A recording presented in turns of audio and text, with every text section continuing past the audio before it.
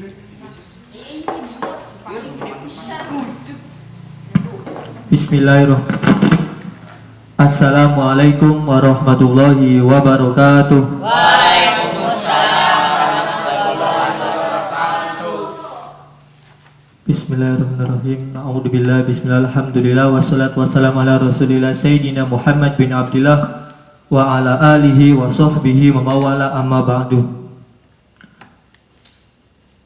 Kita lanjut belajar fikih praktis. Yang kemarin kita telah bahas tentang apa? Tentang apa? Syarat wudu. Syarat wudu ada berapa? Ada 10. Yang pertama Islam, tamyiz, bebas dari haid, nifas, tidak ada sesuatu yang menghalangi, tidak boleh ada sesuatu yang melekat pada badan, mengetahui kefarduan wudu, tidak boleh menganggap yang fardu adalah sunnah, wudu dengan air suci dan mensucikan, dan yang terakhir bagi orang yang selalu berhadas harus sudah masuk waktu sholat. Sekarang tulis semuanya. Fardu wudu. Fardu wudu. Fardu wudu ada 6. 1. Niat.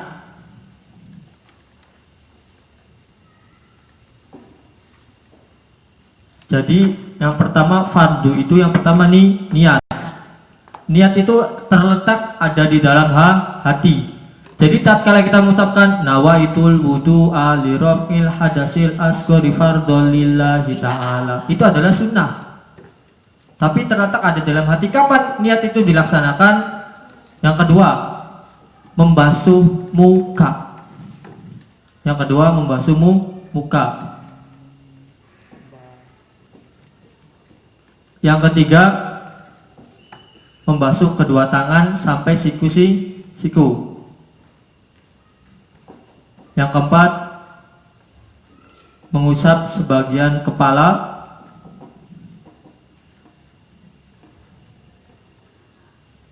Yang kelima, membasuh kedua kaki.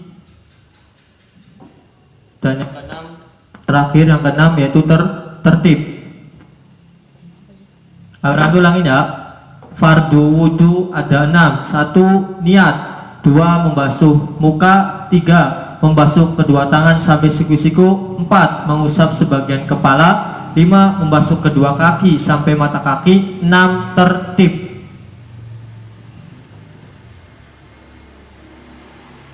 Itu adalah fardu wudu.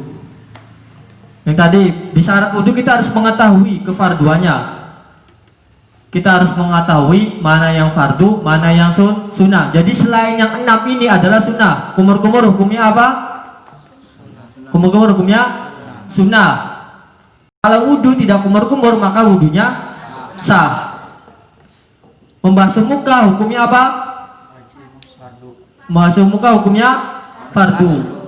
Kalau tidak membasuh muka wudunya berarti tidak sah. Fardu sama wajib sama aja ya. Nah, kapan seorang itu niat tatkala wudu? Tatkala kita niat tatkala wudu yaitu tatkala membasuh muka. Contohnya air, tatkala kita lagi membasuh muka sambil dalam hati itu niat. Nawaitul wudu'a li raf'il hadasil asghari fardhon lillahi ta'ala. Enggak hafal bahasa Arabnya gimana? Pakai bahasa apapun yang kita paham. Bahasa Sunda, bahasa Jawa, Cirebon, Inggris, Prancis, Belanda dan sebagainya. Boleh nggak? Boleh seperti itu. Nah, jadi bukan pas lagi apa? Bukan lagi pas lagi nyadongin air, niat itu bukan. Tapi tatkala membasuh muka, itu tatkala niatnya lagi wudu. Tapi kalau niatnya lagi sholat kapan? Tatkala takbiratul ihram. Allah, dalam hati itu niat. Saya niat sholat maghrib 3 rakaat makmuman fardukan Allah, atau usolli fardul maghribi salah sarkati mustaqbal kiblati ada makmuman lillahi ta'ala. Seperti itu. Makanya takbir itu disunahkan dipanjangkan. Allah, supaya apa? Dalam hati itu niat. Bukan Allahu Akbar. Kapan niatnya? Ya, paham ya? Batasan muka, ingat. muka kan ada, mohon maaf agar untuk buka bacinya ya, muka itu kadang kan ada orang yang apa, tumbuhnya rambut itu sampai ke atas ya, ada kan ya, bahasa apa, jenong dah, saya paham ya. Nah, muka itu dimulai dari tumbuhnya rambut sampai dagu, tumbuhnya rambut sampai dagu. Kanannya tahu ini nih, dari ini sampai sini,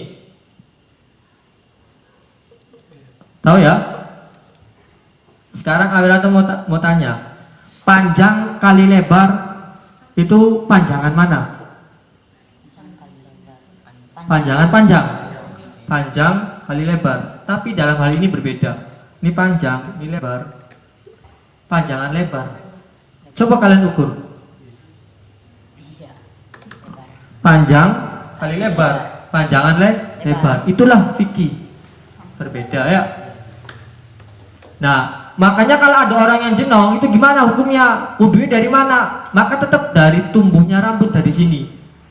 Dari sini, bukan dari sini, walaupun tumbuhnya di sini ya, tetap dari sini biasanya. Jadi semua tuh harus kena dari sini nih. Sampai sini, harus sampai sini, putar, harus kena semua. Makanya perempuan kalau misalkan masih bisa pakai kerudung, tetap pakai kerudung. Tapi kalau misalnya susah, kerudungnya yang ribet-ribet dilepas dulu. Tapi tetap jangan dibuka di tempat umum. Bagaimana kalau orang yang berjenggot? Ada dua macam kalau orang yang berjenggot. Jika jenggotnya tipis, maka wajib dibasuh semuanya.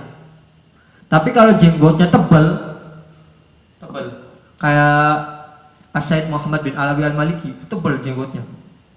Kan di sini harus kena anggota wudhu di sini. Tapi karena ada jenggotnya gimana? Maka cukup diusap saja jenggotnya. Tidak usah digosok-gosok. Cukup diusap. Ya. Itu kalau jenggot. Yang ketiga, membasuh kedua tangan sampai siku. Membasuh kedua tangan, ingat, disunahkan itu kalau bisa membasuh kedua tangan itu bukan dari atas, tapi dari sini. Makanya diambil dulu airnya. Ini air ditodong gini, baru diguyukin. Tuh, ini tuh. Bukan gini. Tapi todong dulu airnya. Satu. Karena apa? Hikmahnya itu kan kita disuruhnya dari apa? Dari tangan sampai siku, bukan dari siku sampai tangan. Ya. Jadi kayak gini. Satu. Ambil lagi. Dua. Tiga. Digulukin. Kalau susah gimana? Kalau susah nggak apa-apa. Dari sini nggak apa-apa. Tapi tidak mendapatkan keistimewaan. Kalau bisa dilebihin, ingat. Ya. Jangan ngepas sampai siku tapi dilebihin. Karena apa? Sesuatu yang berdampingan dengan kewajiban maka disunahkan untuk dilebihin sedikit. Jangan sampai ngepas. Makanya kalau pakai kaos ataupun pakai baju muslim itu kalau ketat itu hati-hati, wudunya susah nanti. Dan sampai kita wudu ciprat-ciprat nggak kena. Ingat, kita tujuannya wudu yaitu yang kemarin syarat wudu, sampainya air ke dalam kulit. Air itu harus sampai ke dalam kulit. Maka digosok selama 3 kali. Yang kiri juga sama ya. Nah, untuk yang punya cincin, kayak Randin ada cincinnya, itu bagaimana? Diputar kayak gini, diputar. Supaya apa? Supaya airnya masuk. Yang perempuan juga sama ya, diputar cincinnya pakai cincin. Khawatir kalau misalkan cincinnya, misalkan ada cincinnya nggak bisa dilepas saking rapatnya sehingga air tidak masuk, maka wudunya tidak sah. Karena ada suatu anggota wudu yang tidak kena air. Paham ya? Yang selanjutnya yaitu mengusap sebagian kepala. Ingat, mengusap sebagian kepala, bukan mengusap semuanya. Sebagian di sini yaitu yang menempel pada kulit rambut. Kan ada perempuan yang rambutnya sampai pinggul, sampai pundak, ada bahkan sampai kaki, ada kan seperti itu. Maka tatkala mengusap rambut yang ada di bawah maka tidak sah. yang harus nempel di kulit. Walaupun satu helai, sah nggak? Sah. Misalkan laki-laki, wah sudah sisiran, sudah ganteng ibaratnya. Wudu, maka boleh nggak yang bagian belakang? Boleh. Contoh air cipratin belakang, sah seperti itu. Walaupun bagian belakang, yang penting nempel sama kulit. Yang perempuan sama, boleh dimasukin aja ke kerudung sedikit aja. Walaupun satu helai rambut yang menempel di kulit itu sah. Tapi disunahkannya semuanya. Sunah seperti ini. Ini air dicipratin. Ini. Balik lagi. Seperti itu. Air cipratin. Jadi semuanya kena. Kalau menurut madhab Imam Malik itu wajib semuanya harus kena. Tapi menurut Imam Syafi'i cukup satu helai rambut saja. Ya. Nah, kadang ada yang digabung, kayak misal membahas kumur-kumur dengan hidung itu digabung. Ada yang ini mengusap sebagian kepala sama telinga jadi satu digabung.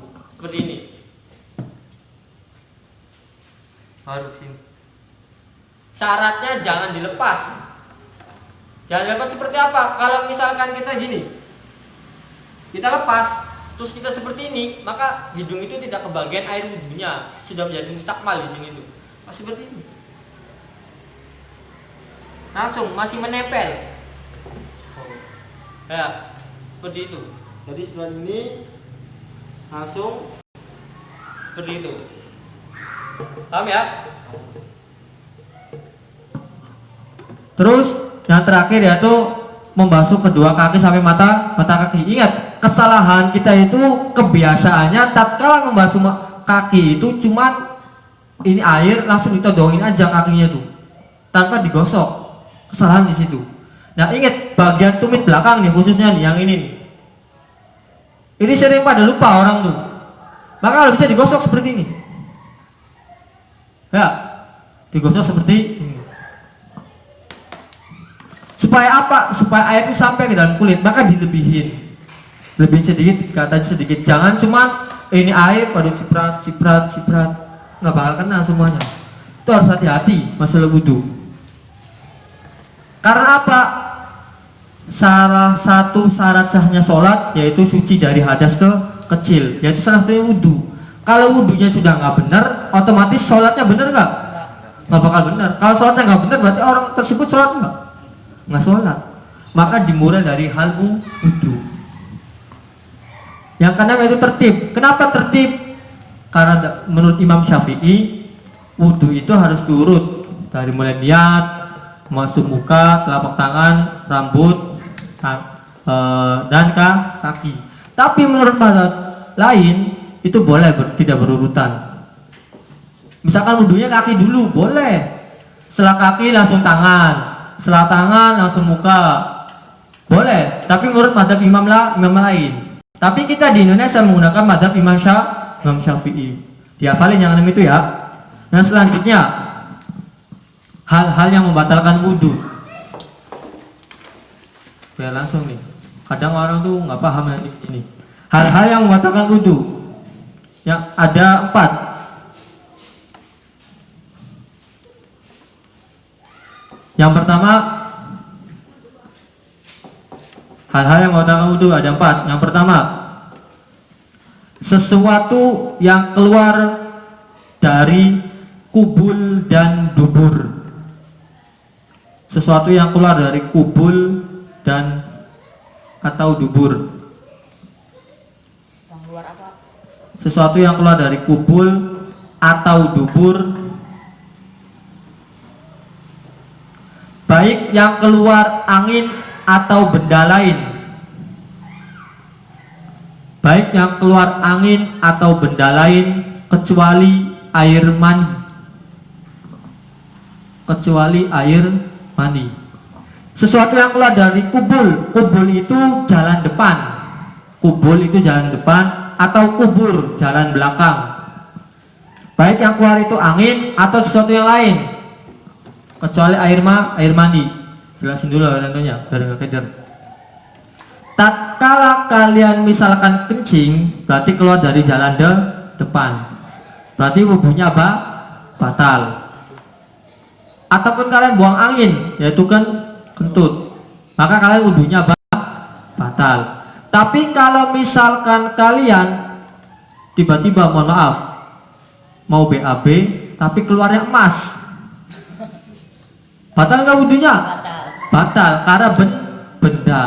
Ya, jadi sesuatu yang keluar, apapun yang keluar dari jalan depan dan jalan belakang itu pasti akan membatalkan wudu, kecuali air mani.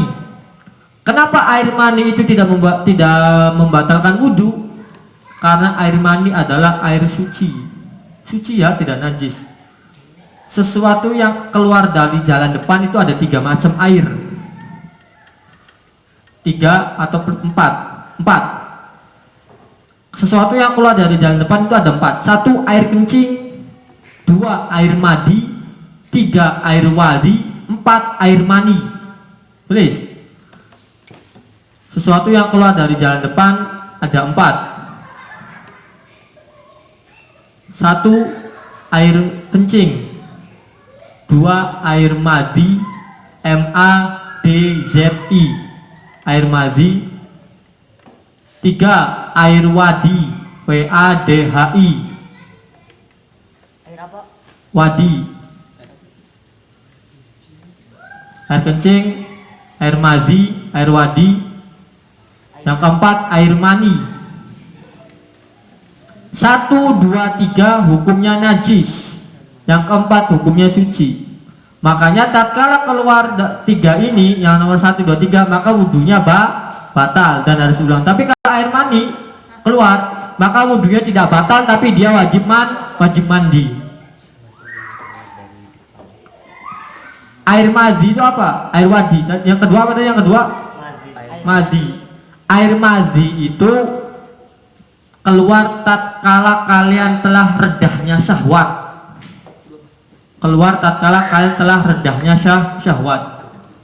Jadi contoh gini, kalian naudzubillah misalkan melihat film-film yang tidak benar, atau memandang perempuan yang, mohon maaf, seksi dan sebagainya, terus tiba-tiba kalian kencing. Setelah kencing keluar keputihan yang kental seperti air mani, itu disebut air mazi. Ya, jadi tatkala syahwat keluar, reda, terus keluar. Kalau air wadi yaitu tatkala kalian dalam kecapean terus keluar air wadi. Airnya seperti kayak air mani. Jadi air madi, air wadi, air mani itu sama, putih kental seperti itu, seperti adonan kue, seperti putih telur, sama seperti itu. Kalau air wadi itu tatkala misalkan kalian kerja capek, habis ngangkat semen, ngangkat berat lah ibaratnya, terus tiba-tiba kalian ada yang keluar gitu dari kemaluan kalian, maka disebut air wadi dan najis hukumnya. Tapi kalau air mani maka suci tapi wajib mandi besar. Yang kedua yang membatalkan wudu yaitu hilang akal. Hilang akal sebab tidur atau yang lainnya. Hilang akal sebab tidur atau yang lainnya. Tatkala orang tersebut sudah wudu, terus dia hilang akal, gila, stres atau ayan dan sebagainya, pingsan, maka wudunya batal. Kecuali orang yang orang tidurnya sedang duduk. Duduknya seperti apa? Duduknya seperti ini ya, sila. Makanya kalau orang Jumatan atau orang lagi mendengarkan khutbah, dia duduk, dia tidur, maka tidak membatalkan wudu. Karena apa? Sejatinya walaupun dia tidur tapi tidak tidur. Karena apa? Mohon maaf, tempat buang angin besarnya, tempat buang anginnya itu tertutup oleh pantat, maka duduk seperti itu. Tapi kalau duduknya misalkan berbaring atau terengkurap dan sebagainya, itu pasti akan membatalkan wudu dan pasti akan buang angin. Kalau kalian saat tidur nih, kalian tidur, kalian perhatikan teman kalian, pasti teman kalian tatkala tidur itu pasti buang angin. Karena apa? Karena tidurnya tidak duduk seperti ini. Tapi kalau tidurnya duduk seperti ini, maka tidak membatalkan wudu. Kalian misalkan sholat isya sekarang, sholat isya, terus kalian tidurnya seperti ini sampai subuh. Habis subuh langsung sholat, boleh nggak? Boleh. Karena apa? Kita tidurnya dalam keadaan duduk. masih tidak mengeluarkan angin. Tapi kalau tidurnya sudah tengkurap, sudah terlentang dan sebagainya, maka akan risiko mengeluarkan angin dan wudunya batal. Yang ketiga, bersentuhan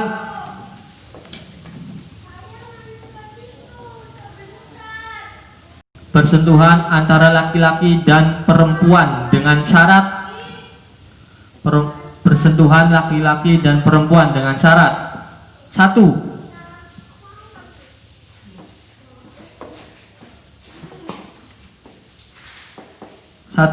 sama-sama dewasa. Sama-sama dewasa. Yang kedua, bukan mahram. Bukan mahram. Yang ketiga, tidak ada penghalang.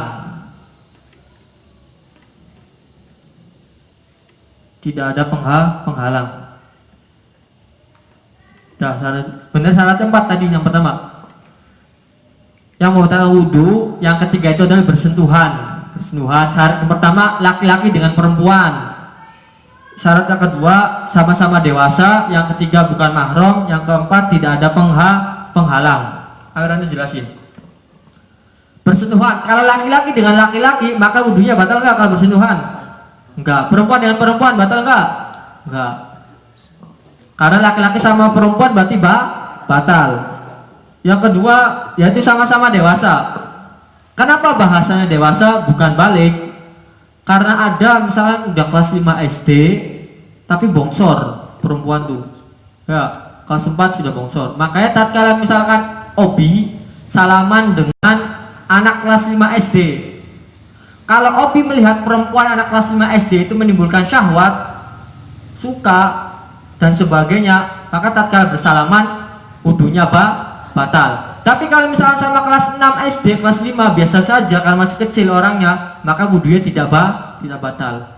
Jadi dilihat dari mana? Dilihatnya dari kitanya sendiri. Kalau kita melihat orang tersebut menimbulkan syahwat, maka batal. Perempuan juga sama. Misalkan perempuan Regina salaman dengan anak kelas 5 SD. Tapi kalau misal kata Regina ada syahwat, misal salaman kok getar, berarti kan kalau getar itu kan ada rasa suka dan sebagainya, maka jadi wudunya batal. Tapi kalau biasa saja, maka tidak batal. Bukan mahram tadi ya. Terus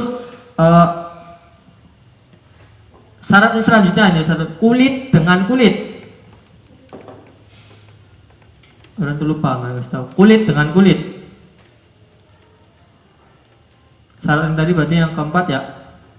Kulit dengan kulit. Kalau misalkan Awiranto nyentuh giginya Rizka, maka batal nggak wudunya Awiranto? Enggak, karena nyentuh giginya Rizka.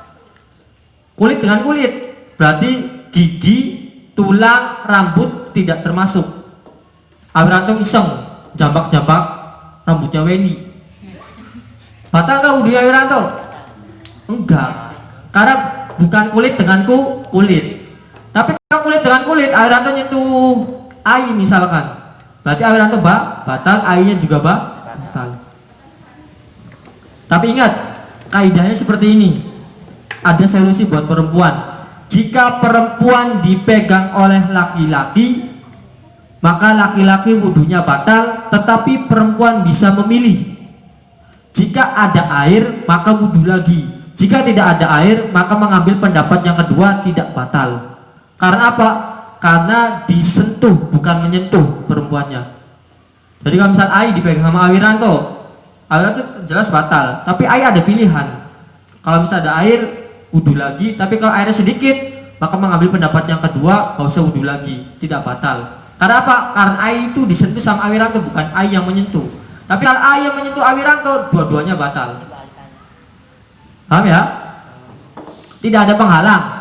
Kalau ada penghalang, misalkan Awiranto pengen salaman dengan perempuan sama Regina, tapi salamannya itu pakai sarung tangan, batal nggak wudunya? Enggak, karena ada penghalang, walaupun tipis, kain, walaupun ada penghalang. pakai kerudung, pakai sarung dan sebagainya. Pakai kresek, pakai kertas boleh, pakai tisu boleh. Yang keempat yang membatalkan wudu terakhir, memegang atau menyentuh kemaluan. Memegang atau menyentuh kemaluan dengan telapak tangan. Memegang atau menyentuh kemaluan dengan telapak tangan. Ingat, telapak tangannya, tahu telapak tangan enggak? Ini telapak tangan. Tapi kalau belakang, misalkan kalian iseng, gatel, misalkan, mohon maaf, ini majelis mulia ya, jangan bikin jorok. Misalkan gatel, kalian menggaruk-garuk supaya tidak batal, maka menggunakan punggung atau menggunakan yang lain, maka tidak batal, garuk misalkan. Tapi kalau misalnya menggunakan ini, maka batal. Prakteknya biasanya gini, ada adik kalian yang laki-laki pengen kencing, tapi kalau anak kecil kan kalau kencing kan kemana-mana ya, kalian belum ngerti. Nah kalian sudah punya wudhu, maka gimana caranya supaya tidak kalian yang wudhu tidak batal, anak kecil tersebut adik kalian itu kencingnya tidak beleretan kemana-mana? Caranya gampang. Ini majelis mulia jangan jorok. Misalkan minjem pulpen, Jidan. Sini yang dekat aja. Ih, yang bener. Misalkan, mohon maaf, ini kemaluan, misalkan, kalau adik kalian ya, cara megang seperti ini, megangnya. Dipegang seperti ini, maka tatkala kencing itu tidak belarat kemana-mana. Ya, seperti ini. Gampangan seperti ini. Kalian tutup kayak seperti ini. Maka yang membatalkan itu yang tertutup oleh kedua telapak tangan kalian yang membatalkan. Kalau pinggirannya itu tidak termasuk. Pinggirannya tidak termasuk. Maka tatkala memegang anak kecil malah seperti ini, maka tidak membatalkan wudu. Paham nggak? Ya. Berarti yang membatalkan wudu ada berapa? Ada 4. Yang pertama, membatalkan wudu. Suatu yang keluar dari kubur dan dubur, baik angin ataupun benda yang lain kecuali air mani. Yang kedua, hilang akal, sebab tidur atau yang lainnya. Yang ketiga, bersentuhan. Syaratnya laki-laki dan perempuan sama-sama dewasa, bukan mahram, kulit dengan kulit tanpa penghalang. Yang keempat, memegang atau menyentuh kemaluan menggunakan telapak tangan. Pertanyaannya, jika kalian telah wudu, makasih ya. Jika kalian telah wudu, pertanyaan, udah nggak usah ditulis. Pertanyaannya, jika kalian telah wudu, tiba-tiba kalian jalan dan menginjak kotoran ayam, wudunya batal nggak? Batal nggak wudunya? Batal nggak? Kenapa batal? Yang membatalkan wudu ada berapa? Yang membatalkan wudu ada berapa? Jika kalian setelah wudu menginjak kotoran ayam, wudunya batal nggak? Batal nggak? Enggak batal. Tinggal dicuci aja yang kena najisnya tuh. Ya, tinggal dicuci. Kalau kalian telah wudu, minum es sama makan gorengan, batal nggak? Batal nggak? Yang jelas batal nggak? Ingat patokannya yang membatalkan wudu ada berapa? 4. Selain yang 4 tidak membatalkan wudu. Paham? Kalian wudu, makan nasi kuning 1 bakul, batal nggak? Minum 1 galon, batal nggak? Lari-lari dari Arumsari ke Cirebon Girang, batal nggak? Enggak. Selagi yang 4 ini tidak ada. Paham ya? Jadi jangan salah paham. Saya udah wudu, masa makan? Memang makan membatalkan wudu? Enggak. Yang penting tatkala kalian ingin sholat tinggal kumur-kumur aja atau minum. Ya, paham ya? Ini jangan sampai salah lagi. Kadang bilang, saya udah wudu, nggak mau minum, nanti batal wudunya. Yang membatalkan itu tatkala kalian lagi wudu terus kalian makan, itu yang batalnya seperti itu. Ya. Maka sunnahnya wudu seperti ini. Sunnahnya wudu itu tidak boleh ngomong. Kalau lagi wudhu ngomong batal nggak wudhunya? Lagi wudhu ngomong batal nggak wudhunya? Batal nggak? Yang mau batalkan wudhu ada berapa? Ini belum lulus. Lagi wudhu ngomong, Awiranto lagi wudhu, Mikael ngajak ngobrol, Awiranto ngejawab, batal nggak wudhu Awiranto? Mikael lagi wudhu, orang tuanya manggil, Mikael jawab, iya mah. Mikael wudhu batal nggak? Enggak bang, nggak batal. Hanya sunnah tatkala kalian wudhu tidak berbicara itu sunnah. Tapi kalau ada orang tua kalian manggil, guru kalian manggil, maka wajib dijawab. Wajib dengan sunnah pahalanya gede mana? Wajib. Menyambut panggilan orang tua wajib, sunnah tidak berbicara, wudhu tatkala tidak berbicara adalah sunnah, maka diwajib. Jadi kapan gini? Awiranto di sini niat membasuh muka, dipanggil sama gurunya Awiranto di Al-Bahjah, suruh ke sana, datang sampai sana ke Al-Bahjah. Di Al-Bahjah udah gitu Awiranto lanjutin wudhunya, yaitu membasuh kedua tangan. Lagi membasuh kedua tangan dipanggil orang tua Awiranto, suruh pulang ke rumah. Nyampe rumah Awiranto baru wudhu, baru lanjutin sampai mengusap sebagian kepala. Dipanggil lagi suruh ke Baitur Rahim mengusap membasuh kaki. Wudhunya sah nggak seperti itu? Sah.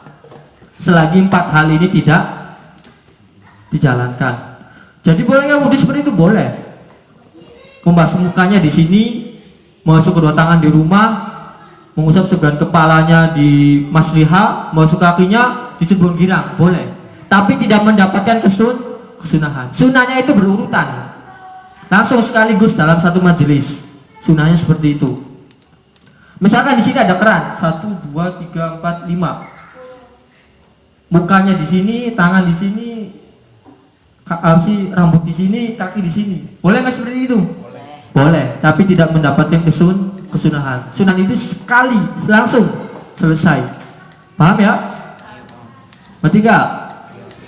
Nah, kesalahan di dalam wudhu juga itu kebanyakan tatkala kalian wudhu jangan was-was, kena belum, sah belum. Karena ada dulu di Al-Bahjah itu pernah ada orang was-was. Jadi wudhunya itu dia wudhu lagi, aduh kena belum Cak, kena belum. Maka dulu pernah ada kisah di pesantren itu seperti ini. Dulu itu kan kalau wudhu dibalong ya, lagi wudhu kumur-kumur, masuk muka, selesai udah sampai kaki, kayaknya nggak kena, wudhu lagi dari awal. Yang lain sudah selesai sholat, dia masih wudhu. Akhirnya sama teman-temannya dikerjain. Apa dikerjainnya? Dia lagi wudhu, dijongkongin, masuk ke dalam balong. Akhirnya tatkala dia pengen wudhu, dia cepat-cepat wudhunya, takut ada yang jongkok lagi dari belakang. Nah, was-wasnya berarti hilang. Ingat, orang was-was adalah penyakit. Kata Imam Ghazali, orang yang was-was adalah orang gila. Tahu orang gila enggak? Orang gila itu was-was. Ya, maka jangan was-was. Batal enggak? Maka tatkala kalian lagi sholat, nih, aduh, kayak kentut Cak. Kentut enggak gitu ya. Jangan was-was, yakin enggak kentut. Selagi kalian tidak mendengarkan angin yang keluar dari lubang belakang kalian, maka kalian beranggapan ini tidak batal sholat. Jangan was-was. Was-was adalah penyakitnya orang gila. Niat belum. Berarti jangan was-was. Kita yakin kan sudah niat. Sholat belum. Ya sudah sholat lagi. Dapat uang jajan belum? Udah dapat uang jajan. Jangan bilang belum dapat uang jajan, nanti minta lagi ke mama, bahaya. Nah, ngerti ya? Wallahu a'lam bishawab. Ada yang ditanyain? Kalau nggak ada, kita cukupkan sampai sini. Ingat-ingat ya, syarat wudhu, rukun wudhu, sama hal-hal yang membatalkan wudhu. Semoga ilmu yang kita dapatkan pada malam hari ini bisa bermanfaat, bisa kita amalkan dalam kehidupan sehari-hari. Wallahu a'lam bishawab. Al-Fatihah. A'udzubillahi minasyaitonir rajim. Bismillahirrahmanirrahim. Alhamdulillahirabbil alamin arrahmanir rahim maliki yaumiddin. Iyyaka na'budu wa iyyaka nasta'in ihdinas siratal mustaqim siratal ladzina an'amta 'alaihim ghairil maghdubi 'alaihim waladdallin. Terima kasih. Wassalamualaikum warahmatullahi wabarakatuh.